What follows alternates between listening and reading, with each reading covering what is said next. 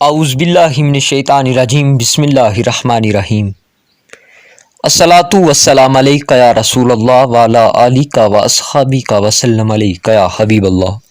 Motivations and information کے دوستو السلام علیکم۔ آج ایک ایسے عظیم انسان کی کہانی دنیا جسے بل گیٹس کے نام سے جانتی ہے۔ وہ بل گیٹس جو آج ایک سافٹ ویئر کمپنی کا ایک عظیم مالک بنا بیٹھا ہے۔ اس بل گیٹس کی کہانی بل گیٹس کے بچپن کا دوست جس نے بل گیٹس کو قریب سے دیکھا تھا، جس کا نام پارٹنر ایلن لکھا جاتا ہے، بہت سی ایسی باتیں جانتا تھا جو دنیا کو معلوم نہ تھی، ایسی عجیب حرکتیں جو اس سے پہلے دنیا کو معلوم نہ تھی۔ ایلن نے اس کی زندگی کو بہت قریب سے دیکھا تھا اور وہ اس کی زندگی کی ایسی کہانیوں پر ایک کتاب میں سب کچھ آشکار کر چکا تھا۔ بل گیٹس ایک انوکھا اور مختلف آدمی تھا۔ بل گیٹس اتنا کام کرتا تھا کہ اکثر اوقات راتوں کو جاگ کر کمپیوٹر پر لگا رہتا تھا، یہاں تک کہ آفس میں بھی وہ ساری رات جاگ کر کام کرتا تھا۔ ایک دن آفس میں ایک نئی سیکرٹری آئی اور اس نے بل گیٹس کو صبح کے وقت نیچے فرش پر سویا ہوا دیکھا تو وہ سمجھی کہ شاید یہ آدمی بے ہوش ہو چکا ہے، لیکن وہ یہ نہیں جانتی تھی کہ وہ عظیم انسان اور اس دنیا کا عظیم سافٹ ویئر کمپنی کا مالک جسے بل گیٹس کہا جاتا ہے وہی فرش پہ سویا ہوا ہے۔ وہ اس کو پہچان نہیں پائی اور جب باقی آفس والے آئے تو انہوں نے اسے حوصلہ دیا اور کہا کہ یہ بل گیٹس کے روز کا معمول ہے کہ وہ کام کرنے کے بعد فرش پر ہی سو جاتا ہے۔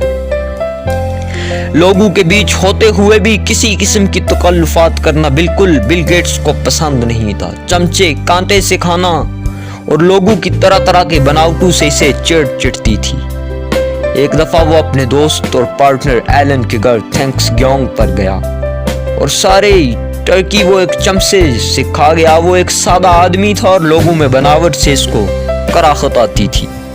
وہ سرپھروں کی مانند ایک اندھا دھند اور تیز رفتار گاڑی چلانے والا انسان تھا۔ بل گیٹس کو لوگوں کی سوچ سے فرق نہیں پڑتا تھا اور وہ اپنے انداز سے اپنی زندگی بسر کر رہا تھا۔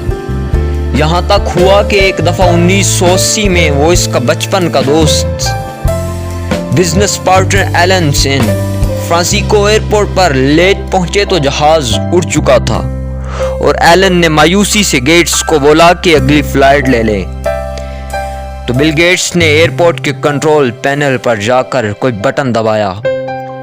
ایلن کو یقین تھا کہ پولیس ان دونوں کو زیر حراست لے لے گی، مگر اس کی حیرت کی انتہا نہ رہی جب کچھ منٹوں میں بل گیٹس کے دبائے ہوئے بٹنوں کے نتیجے میں وہ جہاز واپس نیچے لینڈ ہوا اور ان دونوں نے وہی جہاز بورڈ کیا۔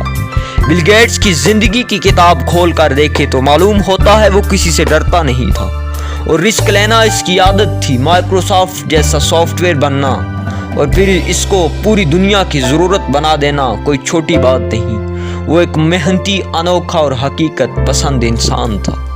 بل گیٹس یہ کہتا ہے کہ تم ان لوگوں کے لیے کامیابی حاصل کرو جو لوگ تمہیں ناکام دیکھنا چاہتے ہیں، اور بل گیٹس یہ بھی کہتا ہے کہ اگر تم غریب پیدا ہوئے تو اس میں تمہارا کوئی قصور نہیں، اور اگر تم مرے بھی غریب تو اس میں تمہارا قصور ہے۔